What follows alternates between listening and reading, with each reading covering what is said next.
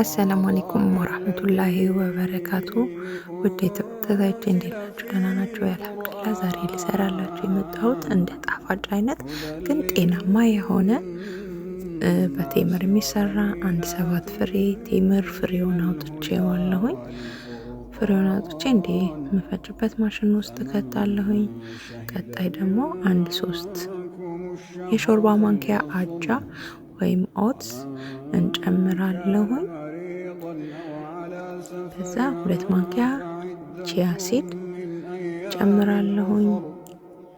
ተልባ ካላችሁ እኔ ተልባ ስለሌለኝ ነው። በጣም ቆንጆ ነው። ተልባ 2 ማንኪያ ብንጨምርበት አሪፍ ነው።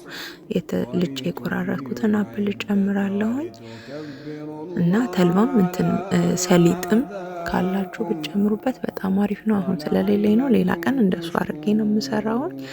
አሁን ደግሞ የጎርት 5 ማንኪያ ቤት ውስጥ የተሰራ ነው። አሰራሩ የምትፈልጉ ከሆነ ኮሜንት ላይ ያሳውቁኝ።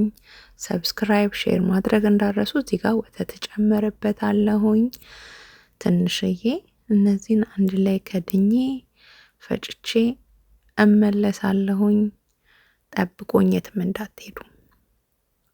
ያው አሁን እዚህ ጋር ሁሉንም ፈጨዋቸውኝ አንድ ላይ። ከዛ እንደዚህ በማረግበት እቃ አስቀምጣለሁ። በፈለጋችሁበት ነገር ማስቀመጥ ትችላላችሁ።